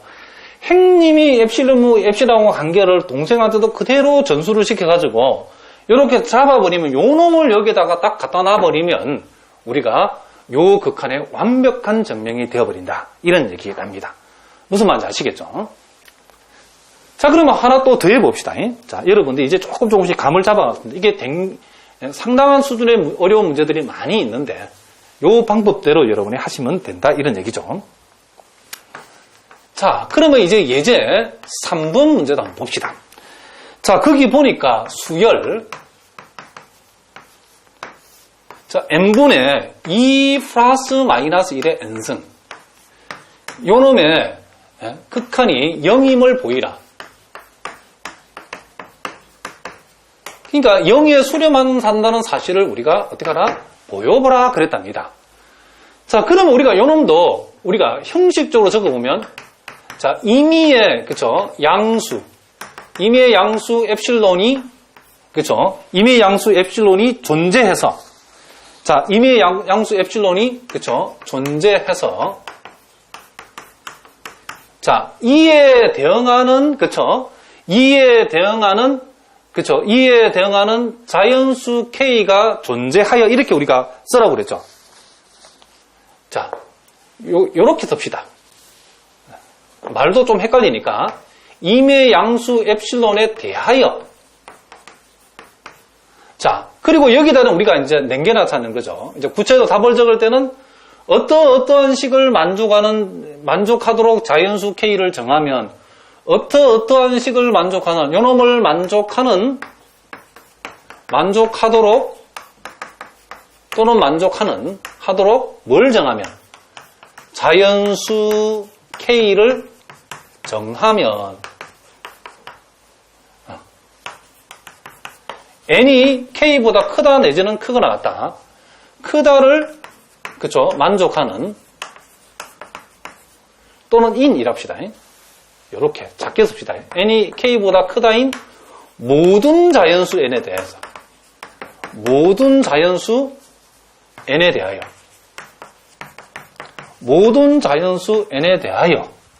지금 우리가 궁극적으로 보이자는 것은 이거죠. n분의 2 플러스 마이너스 1의 n승의 절대값을 어떻게 바꾸고 어떻게 했더니 이렇게 되어지고 이렇게 돼가지고 결국 엡실론보다 작아졌다. 가 성립한다. 이걸 우리가 한번 적어보려고 한답니다. 무슨 말인지 아시겠죠? 그럼 우리가 처음부터 이 자리에 들어가는 값을 우리가 K를 어떻게 잡아야 알지 못하기 때문에 요 놈을 이용한다 그랬죠, 지금. n분의, 선생님이 살짝 잘못 적었네. 제로를 빼먹었네. 자, 여기 빼기 제로. 자, 이렇게 합시다. 자, n분의 2 플러스 마이너스 1의 n승 빼기 제로. 자, 요 놈. 자, 요 놈은 우리가 이 경우는 여러분들 요 놈을 딱 떨어지게 표현할 수는 없죠. 그런데 이것도 이제 여러분 조금 요령이 필요한데 지금 우리가 여기에서 지금 엡실론하고 n을 엮어야 되는데 그럼 이걸 어쨌든 n에 관한 어떤 것이 그죠? 값으로 표현해야 되는데 여기에서 여러분들이 보이는 n분의 2 플러스 1의 마이너스 1의 n승이라는 것은 결국 이 분모가 n이 어떤 값이냐에 따라서 이게 왔다 갔다 하는데 중요한 거는 요 값은 딱 정해져 있죠. 1이든지 마이너스 1이든지 둘 중 하나죠. 그러면 요 놈이 1일 때는 이 분자가 3이 되고 요 놈이 마이너스 1일 때는 이 분자가 1이 되죠. 그러면 이 모양이 요 놈이 n분의 3이든지 아니면 n분의 1이든지 둘 중 하나죠. 그럼 우리는 요 값이 우리가 n분의 3이 아니면 n분의 1이기 때문에 분명한 사실 하나는 n분의 3을 넘지 못한다는 건 확실하죠. n분의 1은 n분의 3보다 작으니까. 그래서 우리가 요 절대값은 결국은 뭐다? n분의 3보다는 작거나 같다는 것은 뭐다? 확실하다 이런 얘기를 합니다. 그러면 우리가 궁극적으로 보이고자 하는 것은 요 놈이 지금 뭐보다? 엡실론보다 작다를 우리가 보이려고 하는 거니까 요 놈을 엡실론보다 작다를 뒀을 때 요 놈의 다른 표현인 그쵸? 간접 표현인 요 놈을 가지고 요렇게 엡실론과 엮어버리면 된다 이런 얘기죠. 그럼 우리는 요 사실로부터 그쵸? 우리가 양변을 3으로 나누고 양변의 역수를 취하면 n은 결국 그쵸? 엡실론분의 뭐보다? 3보다 크다라고 하는 이런 결론에 도달했답니다. 그럼 여기에서 우리는 행님 n이 엡실론분의 3보다 크면 동생 k도 우리는 뭐다? 엡실론분의 3보다 일단 잡아놓고 두면 된다 이런 얘기죠. 그럼 우리는 이 자리에 뭘 집어넣는다고? 그쵸? 우리가 생각하는 자연수 k는 엡실론분의 3보다 큰 놈에서 뭘 잡은다? 우리가 k를 잡아버리면 된답니다. k가 엡실론분의 3보다 크다를 만족하도록 자연수 k를 정해주면 n이 k보다 큰 모든 자연수 n에 대해서 요놈이 결국 엡실론분의 작다는 것을 자동으로 만족하게 되더라 이런 얘기죠. 그럼 여기서 우리가 요놈이 구체적으로 아까 요 밑에 표현대로 하면 n분의 3보다 작다가 되어지고 그러면 요 식에서 우리가 양변에 3을 곱하고 양변을 역수치하면 3n분의 1하고 3k분의 1은 요렇게 되죠. 3k분의 1부터 그쵸? 요렇게 3n 이렇게 되니까 요 3n분의 1이 3k분의 1보다 어떻게 된다? 요놈이 그쵸? 작다가 되어진다는 것을 우리가 알 수 있다. 이런 얘기를 합니다. 자, 선생님이 살짝 잘못 썼는데 그게 아니고 이런 3을 곱하면 3을 나눠야죠. 다시 한번. 자, 요 놈을 양변을 3으로 나누어 버리면 자, 요렇게 되어지죠. 양변을 역수치하면 n분의 3은 결국 k분의 3보다 작다가 되죠. 그러니까 요 자리에 n분의 3보다는 k분의 3이 더 크다가 되는데 그럼 요 놈이 어떻게 자동으로 성립하는가라는 것은 우리가 여기서 결정되어지죠. 여기서. 요 식에서 여러분 보면 알겠지만은 양변을 3으로 나누면 3분의 k는 엡실론분의 1보다 크다가 되는데 양변을 역수치하면 k분의 3은 결국 엡실론보다 작다가 되는 거죠. 그럼 요 말이 결국 요렇게 되어진다는 것을 지금 k가 엡실론분의 3보다 크다는 것은 k분의 3은 엡실론보다 작다를 자동으로 만족시켜주고 있죠. 뭔 말인지 알겠죠? 결국에는 우리가 보기 전 요 놈보다 작거나 같고 요 놈은 다시 요 놈보다 작고 요 놈이 다시 요 놈보다 작으니까 결국 요 놈보다 우리가 작다라고 얘기할 수 있다. 이런 얘기를 합니다. 결국은 우리가 임의의 양수 엡실론에 대해서 k를 엡실론분의 3보다 크다를 만족하도록 자연수 k를 정해주면 n이 k보다 크다를 만족하는 모든 자연수 n에 대해서 요놈 빼기 0의 절대값이 결국 엡실론분의 작다가 성립하게 되더라. 이런 얘기를 합니다. 그러니까 처음부터 여러분들이 요놈이 뭔지를 우리가 알 수가 없답니다. 그럼 요놈을 어떻게 찾는다고요? 아까 선생님이 적어준 그 방법을 정확하게 기억해야 되는데 요놈 빼기 제로의 절대값이 n분의 3보다 작거나 같다를 만족한다라고 했을 때에 요놈이 엡실론보다 작다는 사실을 가지고 n하고 엡실론을 엮어내고 n하고 엡실론의 관계를 그대로 행님이 취하는 요 조건을 그대로 동생한테 넘겨버려서 요놈을 여기다 가져오면 나머지는 자동으로 딱 정의에 맞게 이게 그죠? 요게 정의에 맞게 딱 스스로 맞아 떨어지게 되더라 이런 얘기를 합니다. 무슨 말인지 알겠죠? 그래서 지금 요 부분은 여러분의 답지에 쓸 부분은 아니고 여러분들이 선생님이 요 놈을 찾아내기 위한 한 방법으로 제시한 거니까 여러분 잘 알아두셔야 된답니다. 우리가 이제 요 부분이 아까처럼 딱 등식으로 떨어지지 않으면 또 이렇게 부등식으로라도 요 놈과 요 놈의 관계를 엮어낼 줄도 알아야 된답니다. 자, 이런 것도 실력이죠. 여러분 많이 문제를 풀어보셔야 된다. 이런 얘기죠. 자, 그러면 이제 좀 상당한 수준의 문제도 우리가 또 한번 풀어보도록 하겠습니다. 자, 여러분 교재의 예제 4번 문제는 상당히 수준이 높은 문제인데, 자, 그런 문제들도 여러분들이 이제까지 선생님한테 배운 방법을 잘 알면 충분히 우리가 풀 수 있는 그런 문제가 될 수 있답니다. 자, 다음을 증명하라고 했는데, 자, 그 1번 문제가 A가 지금 1보다 크다일 때에, A가 1보다 크다일 때에 수열 AN분의 1의 극한이, 자, 0에 수렴한다. 당연한 얘기죠, 그렇죠? n이 무한대로 가게 되면 이 무한대분 1은 그죠, 극한값 0이랍니다. 우리가 이미 알고 있는데, 자, 요렇게 된다는 사실을 우리가 어떻게 한번 증명을 한번 해보라 그랬답니다. 자, 우리가 이제는 이미 많이 이제 실력이 터득이 됐기 때문에 여러분들 나오면 이제 제일 중요한 것은 제일 먼저 우리가 그죠, K하고 엡실론을 어떻게 엮어 놓을 것인가라는 것을 우리가 이제 포인트로 잡아야 되는데, 이 문제는 여러분들이 상당히 어려운 문제이기 때문에 선생님 하는 방법을 보고 이해하는 정도로 만족해야 된답니다. 자, 먼저 A가 1보다 크다이므로, 자, 우리가 여기 이렇게 한번 적어 보겠습니다. 만약에 우리가 1 플러스 B를 A라고 두면, 그쵸?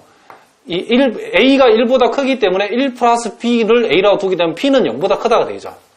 일단 요렇게 일단 우리가 둘 수 있답니다. 이렇게 뒀답니다. 무슨 말이겠죠? 자, 그럼 여기서 우리가 AN이 보이니까, 그러면 A의 n승이라고 하는 것은 결국 1 플러스 B의 뭐라고 바꾸고? n승과 같고, 그러니까 여러분들이 이제 요걸 좀 알아두셔야 되는데, 소위 1 플러스 R의 n승하고, 1 플러스 R의 n하고, 자, 요 놈하고 요 놈의 크기는 항상 정해져 있죠. 우리가 은행의 이율 계산할 때 요 놈은 뭐다? 복리죠, 복리. 요 놈은 단위랍니다. 복리가 단위보다 항상 크죠, 그렇죠? 그래서 여러분들이 요 부동식은 요 놈과 요 놈에 관한 부동어는 반드시 알아두셔야 된답니다. 상식적으로. 요 놈은 항상 요 놈보다 어떻다? 크다 이런 얘기를 합니다. 그럼 여기서 우리가 1 플러스 B의 n승이 곧 A의 n승인데, 요 놈은 1 플러스 NOB하고 비교했을 때에 요는 복리 형식, 요는 단위 형식이니까 요 부동식은 여러분들이 꼭 외워둬야 될 부동식이랍니다. 그렇죠? 요 놈은 요 놈보다 항상 크더라. 이런 얘기를 합니다. 자, 그러면 이제 우리가 여기까지를 우리가 기본 정보로 해가지고 우리가 한번 엮어보겠습니다. 우리가 지금 AN승분의 1의 극한값이 0이니까 AN승분의 1 빼기 제로의 절대값을 우리가 엡실론보다 작다라는 요 형식에서 AN과 엡실론을 엮어내야 되는데, 우리가 요 놈을 이렇게 적었는데 결국 요 놈은 AN이 양수니까 그냥 절대값 떼고 AN분 1이라고 이렇게 적을 수 있겠죠. 그런데 여기에서 우리가 바로 여기다가 이렇게 엡실론보다 작다라면 n하고 엡실론을 엮어낼 수 없답니다. 그래서 어떤 거냐면 이렇게 우리가 이미 요 위에서 세우는 작전을 가지고서 우리가 요걸 변경해 나간답니다. A의 n승은 결국 1 플러스 B의 뭐하고 같으니까 n승하고 같으니까 AN승분의 1은 1 플러스 B의 n승분의 1과 같답니다.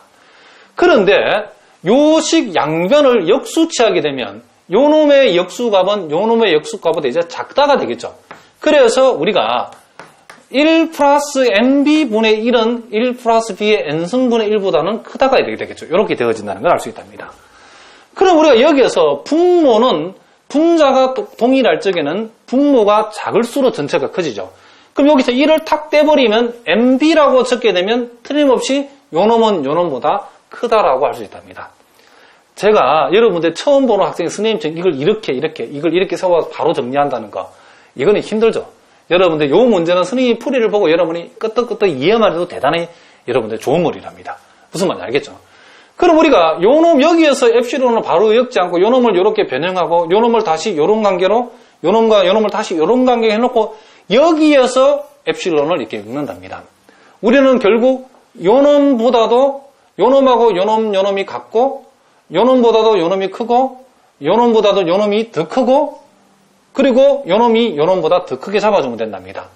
그러니까 요 놈이 요 놈보다 크고 요 놈이 요 놈보다 큰데 요 놈이 요 놈이니까 요 놈이 결국 요 놈보다 크고 요 놈이 요 놈보다 크니까 만약에 엡실론이 요 놈보다 크다라고 하면 당연히 요 놈보다 크다가 되겠죠.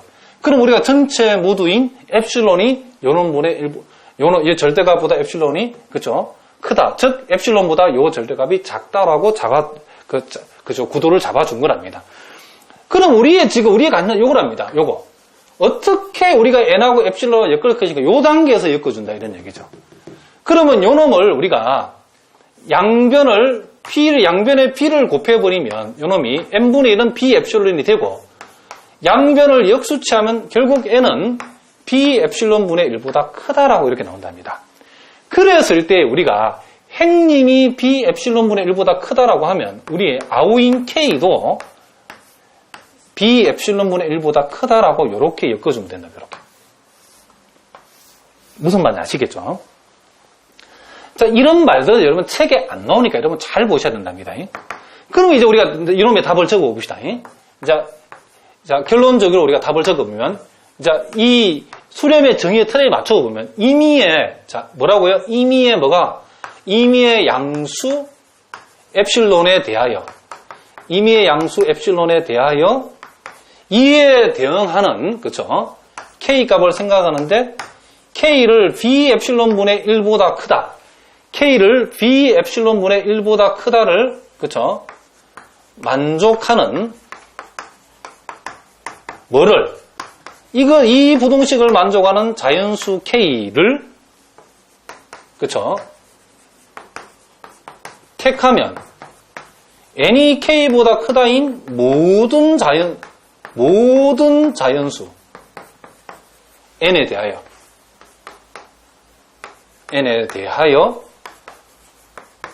자, n에 대하여, 이렇게 했죠. n에 대하여, 우리가, 선생님이, 그쵸? 요 부분을 살짝 지우고 여기다 한번 적어보겠습니다. n에 대하여. 우리는 an승분의 1 빼기 제로라는 것이 뭐보다 작다?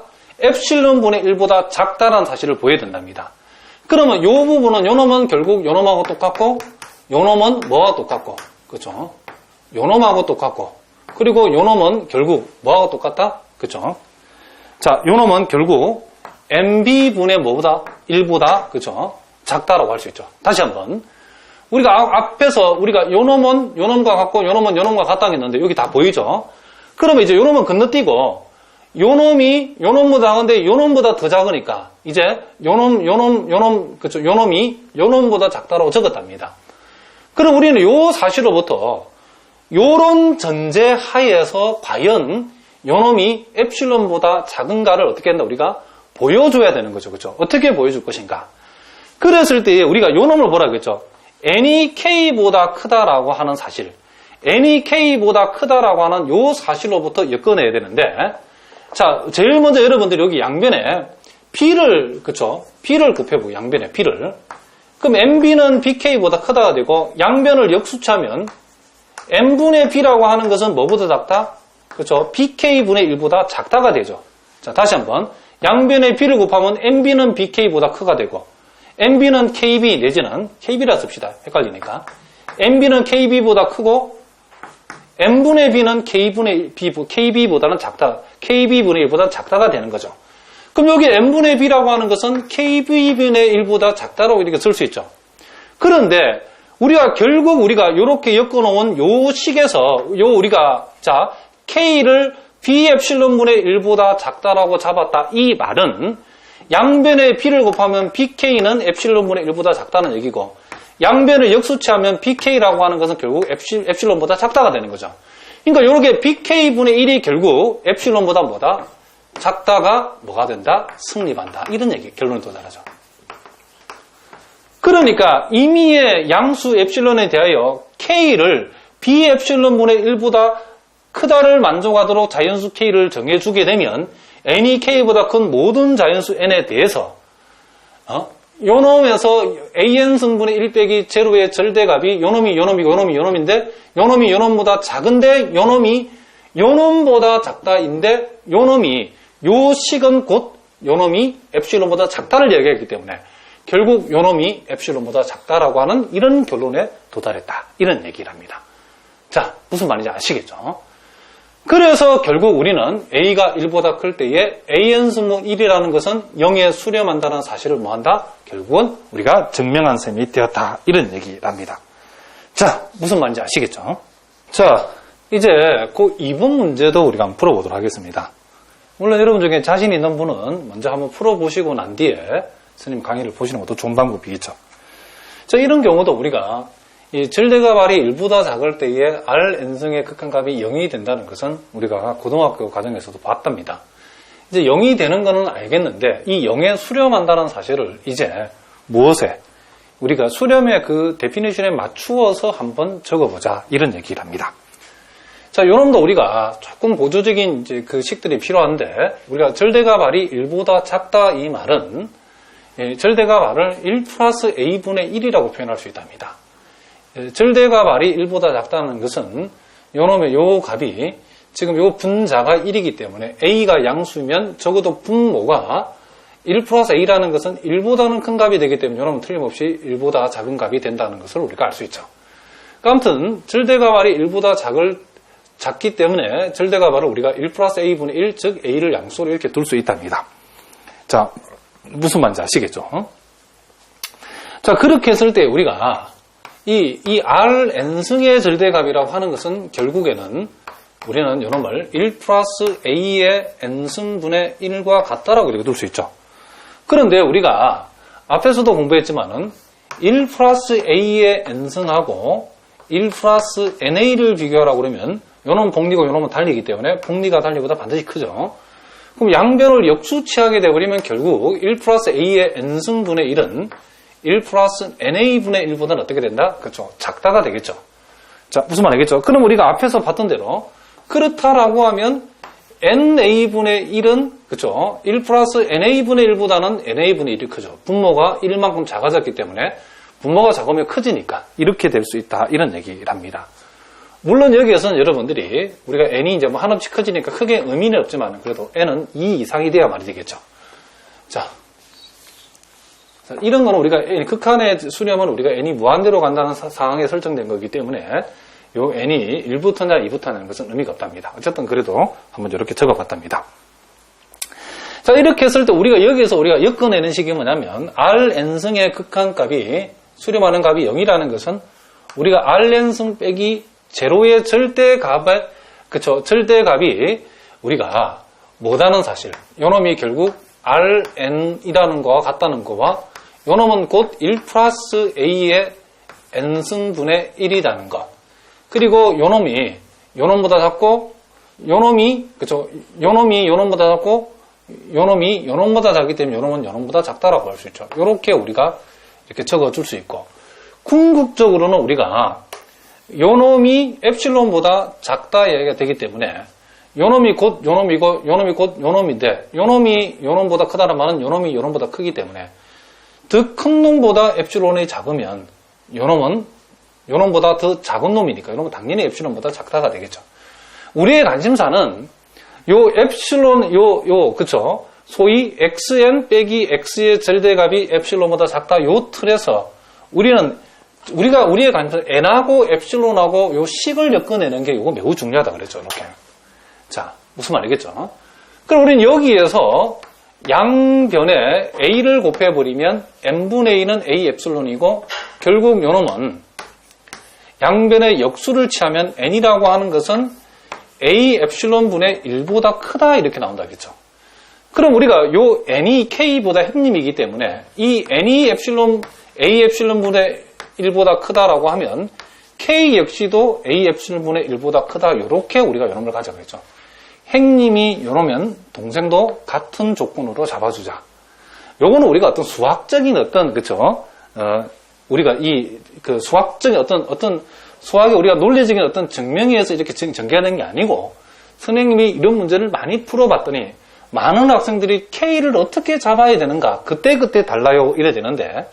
그걸 이제 K를 잡아내는, 그쵸, 방법적인 내용들을 선생님이 연구를 해서 만든 거기 때문에, 요 엡실론 부등식, 엡실론 n하고 엮어지는 그쵸, 요 부등식에 나타나는 n하고 엡실론의 관계를 그대로 K로 넘겨주게 되면 이게 조건에 맞게 자동으로 요로 K를 잡아버리면 성립하더라는 것을 알아냈다 이런 얘기를 합니다. 그럼 우리가 이제 최종적으로 잡을 때에, 자, 임의의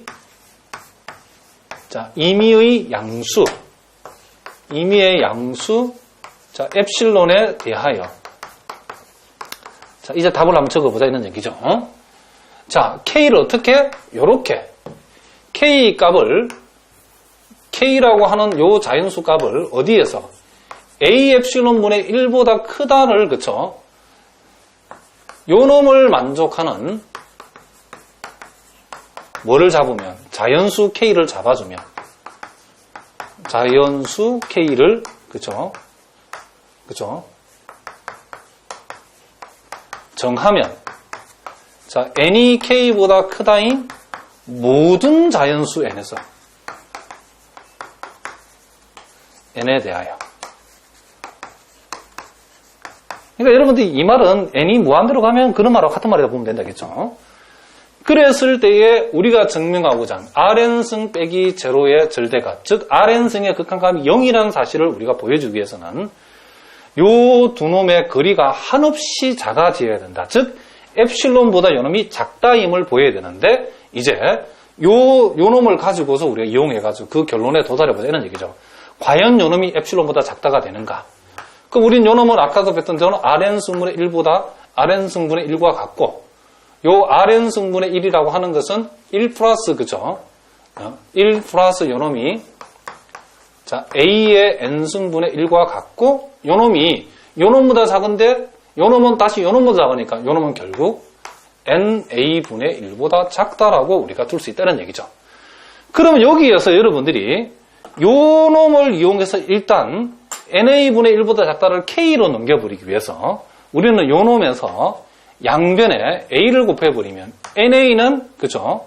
NA는 KA보다 크고 양변에 역수를 취하면 NA분의 1이라는 것은 KA분의 1보다 작다 되죠. 그러면 요 놈은 NA분의 1은 KA분의 1보다 작다가 되어지고 이제 결정적으로 요 놈을 이용해서 우리가 양변에 A를 곱해버리면 그죠? A를 곱하면 KA라고 하는 것은 엡실론분의 1보다 크다가 되고 KA가 엡실론분의 1보다 크다는 것은 양변에 역수 취하면 KA분의 1이라는 것은 엡실론보다 작다라는 이런 결론에 도달하기 때문에 우리는 KA분의 1은 엡실론보다 작다가 우리가 성립함을 알 수 있다. 이런 얘기를 합니다. 그러니까 K를 이렇게 잡았더니 결국 Rn승 빼기 제로의 절대값이 결론적으로 뭐보다 엡실론보다 작다라고 하는 우리가 수렴의 데피니션을 우리가 만족하게 된다는 것을 우리가 보여주고 있답니다. 따라서 우리가 수열 Rn승은 0에 우리가 수렴한다. 이런 우리가 결론을 우리가 맺어줄 수 있다. 이런 얘기를 합니다. 무슨 말인지 아시겠죠? 그러니까 여러분들이 이런 문제를 풀어보면 선생님이 아까 얘기했지만 바로 이 부분 도대체 K와 엡실론을 어떻게 엮어낼까? 이 조건을 어떻게 달아줄 것인가? 라는 것이 이 책처럼 우리가 쭉 하면서 우리가 미리 딱 생각해서 한 방 이걸 바로 적어놓고 이렇게 내려갈 수 있는 사항이 아니랍니다. 그래서 그와 같은 과정을 만들어내는 이런 내용들이 여러분들이 매우 중요하다는 것을 여러분 기억하셔야 된답니다. 그러니까 선생님이 설명한 방법을 잘 알아두시면 우리가 그때그때 여기 이제 요 부분들을 요 민감하게 이렇게 엮어내 이런 사항들은 누구나 예외 없이 문제를 많이 풀면서 늘어나는 부분이기 때문에 풀어보시면 이런 것들을 이렇게 표현하는 요령들은 생긴답니다. 무슨 말이겠죠? 그러나 전체적인 이 풀어내려가는 메커니즘에 대해서는 여러분들이 꼭 알아두셔야 된다. 이런 얘기죠. 자, 그리고 우리가 오늘 첫 시간에 좀 길긴 하지만은 우리가 오늘 공부를 좀 많이 하도록 하겠습니다. 자, 그 다음 우리가 이제 유괴라는 말에 대해서 우리가 한번 좀 공부를 한번 해보도록 하겠습니다. 자, 그쵸. 꼬마를 유괴했다는 그 유괴가 아니고, 이거는 유괴랍니다, 괴. 자, 이 유괴란 말을 우리가 정확하게 이해하려면 먼저, 위로 유괴, 그쵸. 아래로 유괴, 요 말을 먼저 이해해야 된답니다. 그러니까 위로 유괴라는 것은 적당한 실수 m이 존재해서, 모든 자연수 n에 대해서 요 수열 xn이 m보다 작거나 같다를 만족할 적에 이 모든 이 수열 xn의 임의의 값이 m이라고 하는 값보다 작거나 같다를 만족할 때에 이와 같은 수열 xn을 위로 유괴다. 수열 xn을 위로 유괴다라고 얘기하고 만약에 xn이 m보다 크거나 같다 이렇게 표현되어지면 요놈을 이 수열 xn을 아래로 유괴라 하고 그러면 위로 유괴도 되고 아래도 유괴도 된 그런 것들을 우리가 그냥 유괴라고 얘기한다. 이런 얘기를 합니다. 무슨 말인지 알겠죠? 그러니까 무엇보다도 작다가 되어지면 위로 유기가 되고 수열의 임의의 값이 무엇보다 크다라고 표현되면 아래로 유기가 되는데 이렇게 표현되면 절대값 x의 n이 n보다 작거나 같다는 말은 무엇보다도 크다이면서 동시에 무엇보다 작다가 되기 때문에 요 둘을 동시에 만족하면 우리는 유계라고 한답니다. 근데 우리가 용어상 좀 더 공부하기 위해서 어떤 수열이 임의의 값보다 작다라고 했을 때 요 임의의 값을 뭐라 한다? 상계라고 한답니다. 무슨 말인지 알겠죠? 그리고 어떤 수열이 임의의 값보다 크거나 같다라고 했을 때 요 임의의 값을 우리는 뭐라 한다? 하계라고 한답니다. 자, 그러면 이 상계는 정해진 게 아니죠. 예를 들어 어떤 실제 어떤 수열이 이렇게 자 마이너스 1 자, 이렇게 돼가지고 자 1하고 2하고 4 이렇게 끝나는 수열이 있다 칩시다. 그러면 이 수열 x에는 틀림없이 4보다 작거나 같다 1에서도 맞고 요 수열은 5보다 작거나 같다 해도 되죠. 그렇죠? 자, 물론 5보다 작거나 같다는 말은 5보다 작을 수도 있고 5가 될 수도 있는데 우리가 요거 아니면 그쵸? 작다 아니면 같다 아니면 둘 다니까 요 표현은 요렇게도 상관이 없답니다. 그러니까 4보다 작거나 같다는 것은 5보다 작거나 같다 해도 되고 6보다 작거나 같다 해도 되고 7보다 작거나 같다 또 할 수 있는데 요런 하나하나를 가리켜서 우리는 뭐라 한다? 상계라고 한답니다. 상계는 유일하지 않다는 걸 알아두셔야 되고 그러니까 이 어떤 수열이 4보다 작은 수열은 5보다 작다라 할 수도 있고 6보다 작다라 할 수도 있죠. 그런데 요 상계 중에서 가장 작은 값, 요 놈을 가리켜서 우리는 뭐다? 최소 상계다 이런 표현을 쓴답니다. 무슨 상계? 최소 상계. 이 최소 상계를 다른 말로 상한이라고도 이렇게 표현한답니다. 자, 무슨 말인지 알겠죠? 자, 뭐라고요? 최소 상계 내지는 상한. 상계란 말이 무슨 말인지 알겠죠? 어떤 수열이 위로 유계일 때에 이 수열의 임의의 값이 무엇보다 작다고 표현할 수 있을 때 이 무엇에 해당되는 값들을 우리는 뭐란다? 상계라고 한답니다. 상계 중에서 가장 작은 놈을 우리가 최소 상계 내지는 상한이라고 한답니다. 그럼 만약에 어떤 수열이 자, 이런 식으로 자 2, 4, 6, 8 이렇게 나가는 수열이다 칩시다. 그러면 이 수열은 적어도 2보다는 크거나 같은 수열이죠. 근데 2보다 큰 거는 1보다 크다라고 해도 되고 0보다 크다라고 해도 되고 마이너스 1보다 크다라고 해도 되죠. 이런 값들을 우리는 가리켜서 뭐다? 하계라고 이렇게 표현되는 수열을 우리는 아래로 유계라고 이놈을 x선을 얘기한답니다. 그랬을 때에 하계 중에서 제일 큰 놈, 요 놈을 우리가 뭐란다? 최대 하계라고 하고 요걸 다른 말로도 뭐하냐면 하한이라고도 얘기한답니다. 자, 요 용어들은 여러분 꼭 알아두셔야 된답니다. 자, 뭐라고요? 그러니까 상계와 하계는 유일하지 않죠. 무수히 많은 값을 취할 수 있는데 상계 중에서 가장 작은 값을 최소 상계 또는 상한이라고 하계 중에서 가장 큰 값을 우리는 뭐다? 최대하계 내지는 하한이라고 한답니다. 어쨌든 이런 용어들은 여러분 알아두시고 또 우리가 여기에서 우리가 선생님이 얘기해보고자 하는 것은 그럼 이제 유계인데 유계라고 하는 것은 위로 유계이면서 동시에 아래로 유계인 수열을 우리는 뭐라고 한다? 요놈을 우리가 그냥 유계라고 한다. 이런 얘기를 합니다.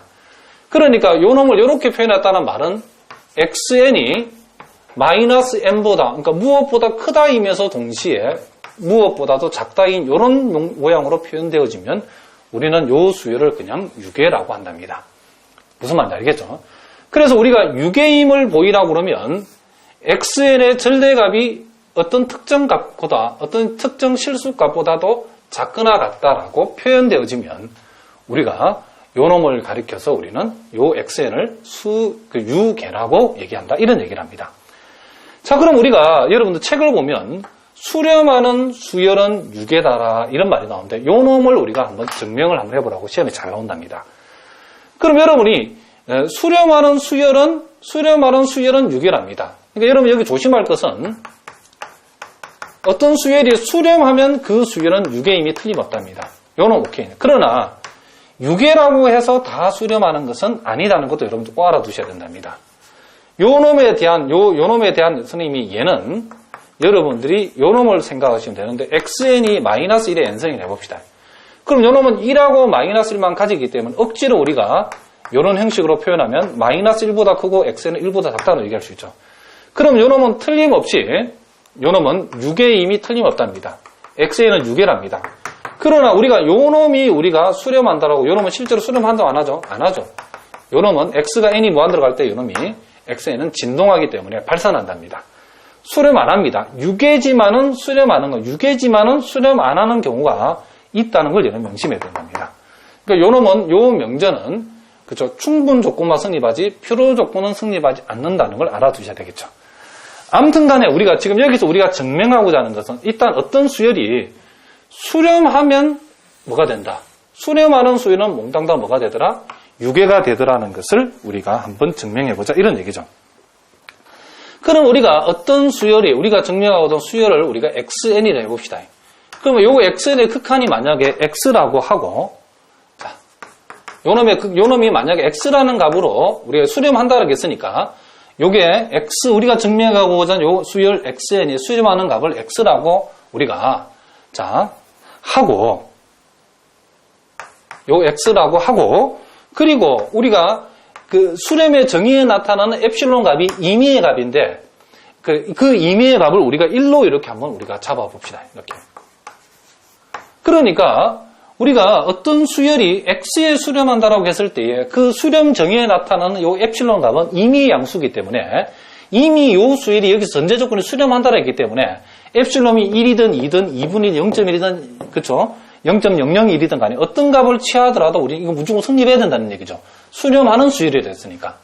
그래서 우리는 특별히 여기서 우리가 이 놈을 증명하기 위해서 우리가 편리한 엡실론 값을 1로 선생님이 이렇게 뒀답니다. 자, 무슨 말인지 알겠죠? 그러면 우리가 요 엡실론 이꼴 자, 이렇게 한번 적어 보겠습니다. 1에 대응하는 엡실론 이꼴 1에 대응하는 자, 적당한 자연수. 자, 적당한 자연수 K를 우리가 생각해 봅시다. 적당한 자연수 K가 자, 존재하여 반드시 존재해야 되죠. 전제 조건을 수렴한다 했으니까. n이 K보다 크거나 같다 또는 크다 해도 상관없답니다. 인 모든 자연수. 인 모든 자연수. 자, 요거 우리가 수렴의 정의를 그대로 쓰고 있는 거죠. 자연수 n에 대하여. 자, 뭐가 성립해야죠? 수렴한다고 했으니까 xn의 극한값이 수렴하는 값이 x가 되려고 그러면 xn 빼기 x의 절대값이 반드시 엡실론보다 작아야 되죠. 그런데 여기 좀 우리 엡실론은 임의의 양수값이니까 우리가 이 엡실론 1로 잡았죠. 1이 우리가 어떻게 된다? 이놈이 성립한다는 걸 우리가 알 수 있죠. 성립할지도 모른다면 안 되죠. 요게 수렴하는 수열이었으니까 수렴하는 수열이면 우리가 엡실론을 1로 잡았을 때도 xn 빼기 x의 절대값이 반드시 여기 1일 때도 요 1보다 작다를 어떻게 된다? 만족해야 된다. 이런 얘기를 합니다. 자, 무슨 말 알겠죠? 자, 그러면 우리가 여기서 좀 더 이제 구체적으로 우리가 한번 요 내용을 전개를 한번 해봅시다. 자, 그럼 우리가 여기에서 어떤 작전을 쓰냐면, 자, 요런 이제 얘기를 한번 해봅시다. 그런데 우리가 xn 빼기 x라고 하는, 그죠? 요놈의 절대값하고, 선생님 다시 한번 적어보겠습니다. 요 xn 절대값 빼기 x라는 거 하고, xn 빼기 x의 절대값하고, 우리가 여러분들이 x의 절대값 빼기 y의 절대값하고 x-y의 절대값, 요 놈을 두 개 비하면, 각각의 절대값의 뺀값하고 뺀값의 절대값은 항상 요 놈이 요 놈보다 크다. 요 놈도 우리가 앞에 복리 단위처럼 절대 부등식이랍니다. 항상 성립에 대한 그런 부등식이기 때문에 우리가 요 놈하고 요 놈을 비교했을 때 요 놈이 요 놈보다는 뭐다? 크거나 같다라고 우리가 얘기할 수 있답니다. 자, 그런데 우리가 요 놈이 우리가 요 밑에서 수열이 수렴한다라고 했을 때에 수열이 수렴하면 엡실론이 임의의 양수값인데 어떤 값을 취하더라도 이 부등식이 성립해야 되는데 요 엡실론 자리에 우리가 1을 취해도 요 놈은 반드시 성립 안 된다고 했죠. 왜 성립해야 되는가? 수열이 수렴하기 때문에 그거 성립해야 된답니다. 무슨 말 알겠죠? 그럼 우리가 요 놈이 지금 밑에서 1보다 작다를 우리가 성립시켜야 되기 때문에 우리는 여기서 우리가 무엇을 얻어내고 싶으냐면 요 놈이랍니다. 결국 요 놈이 요 놈보다 작거나 같은데 요 놈이 1보다 작으면 당연히 요 놈도 1보다 작겠죠. 그래서 우리가 요 xn의 절대값이라는 것은 요 놈이 1보다 작다 해서 절대값 xn의 절대값은 절대값 x 플러스 1보다 작다라고 이렇게 잡았답니다. 자, 무슨 말인지 알겠죠? 그러면 우리가 봐봐. 자, 여기에서 우리가 n이 k보다 크거나 같다를 만드는 모든 자연수 n에 대해서 요놈이 성립한다. 이 말은 요놈이 성립한다. 이 말이죠. 그럼 요놈 우리가 다시 한번 정리해서 적어보면 n이 적어도 k보다 크다인, 그쵸? 모든 자연수. n이 k 이상의 값을 취했을 때 자연수 n에 대해서, 그쵸? 뭐가 성립한다? xn의 절대값은 절대값 x 플러스 1보다 뭐다? 작다가 요놈이 성립한다. 이런 얘기죠. 자, 무슨 말인지 알겠죠? 그러면 여기에서 우리가 이제 요 그쵸? m이라고 하는 것을 우리가 max.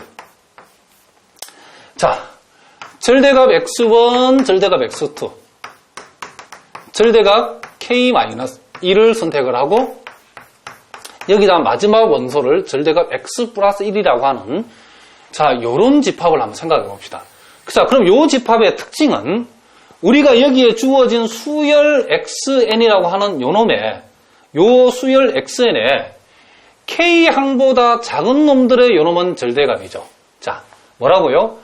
요 수열이 취할 수 있는 항들 중에서 k항보다 작은 놈들의 무슨 값이다? 절대값이고, 그리고 요 값은 뭐냐면 요 수열이 취하는 k항보다, 그쵸?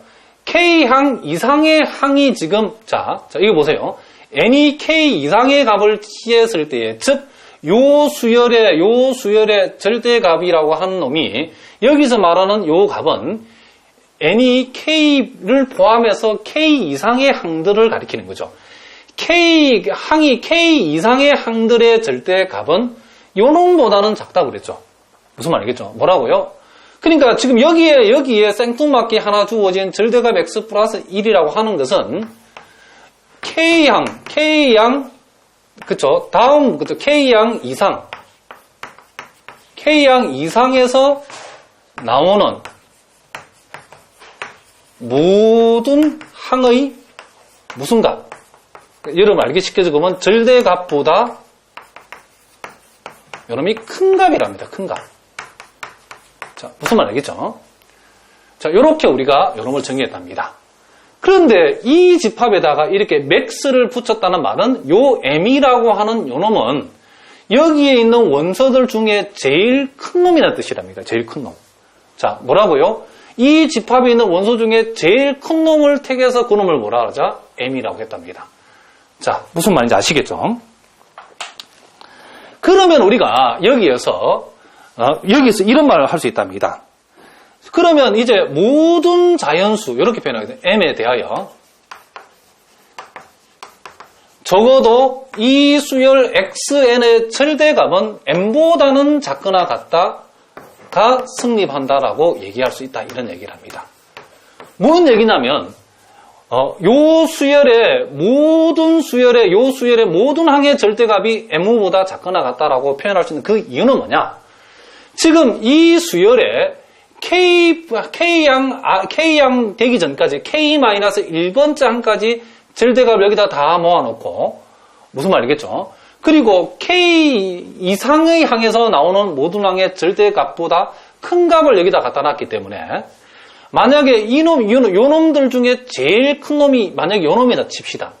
그러면 요 놈하고 비교해서 만약에 요 놈이 요 놈보다 더 큰 놈이라고 하면, 자, 다시 한번 요 항들 중에 제일 큰 놈을 요 놈이라고 하고, 그럼 요 놈하고 비교해서 요 놈이 더 큰 놈이라고 하면, 이 놈은 이 수열의 절대값 전체에서 요 놈이 제일 큰 놈, 즉 요 놈을 m으로 취하게 되면 요 m은 이 수열 전체에서 가장 큰 놈이라고 할 수 있기 때문에 이 수열의 모든 항은 m보다 작거나 같다 할 수 있답니다. 왜 그러냐면 K-1번째까지 중에서 요 놈이 제일 크다라고 하면, 그런데 그 놈이 요 놈보다 크다라고 하면 이미 요 값은 K양 포함해서 K양 이상에서 나오는 모든 항보다 큰 값이기 때문에 요 놈보다 요 놈이 크다라고 하면 K양 그 다음에 나오는 항들의 모든 절대값보다는 요놈이 크다라고 할 수 있답니다.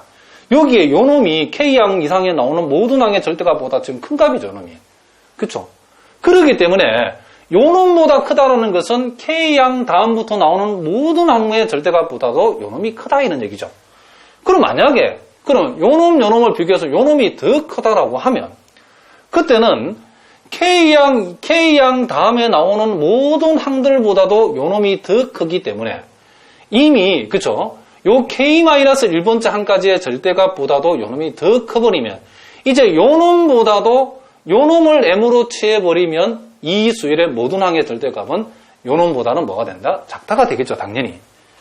자, 무슨 말인지 알겠죠? 선생님이 좀 더 이름 알아쉽게 설명하면 X1부터 X의 K-1번째 항들이 있고 그리고 XK부터 절대값부터 이렇게 나머지 모든 항들을 우리가 생각했을 때에 우리는 이놈 전체가 어떤 특정한 값보다 작거나 같다를 그치 우리가 작거나 같다라고 표현할 수 있는가를 그걸 묻는 거죠. 만약에 이놈 전체가 그치? 근데 여기에 표현된 요 항들의 요 K부터 요놈 값들은 절대값 X 플러스 1보다 이미 작다라고 이렇게 이런 조건이 붙어 있기 때문에 우리는 요놈에서 요놈까지 하고 요놈을 비교해서 요놈만 가지고 요런 놈들 중에 제일 큰 놈을 M이라고 하면 전체 수열은 당근 M보다 작거나 같다라고 표현할 수 있다. 이런 얘기를 합니다. 사실은 이 부분이 굉장히 민감하고 어려운 내용인데 지금 선생님이 아주 쉽게 설명했답니다. 여러분들이 잘 이해를 하셔야 되겠죠. 무슨 말 알겠죠?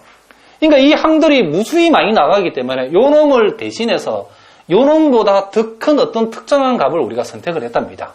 그렇게 했기 때문에 만약에 요놈이 최대값이라고 그러면 이놈하고 이놈 합쳐서 요놈을 요놈하고 요놈을 비교해서 요놈이 가장 큰 거라고 그러면 이 전체 수열의 절대값 중에 요놈보다 큰 값이 없고 요놈을 비교해서 예를 들어서 요놈이 제일 큰 값이라고 하면 무슨 말이겠죠? 요놈이 제일 큰 값은 이 수열 전체를 비교해가지고 요놈보다도 요놈이 더 큰 값이니까 요놈 안에서는 요놈보다 더 큰 값이 안 나오죠. 그러니까 당근 요놈이 최대값이 되는 거죠.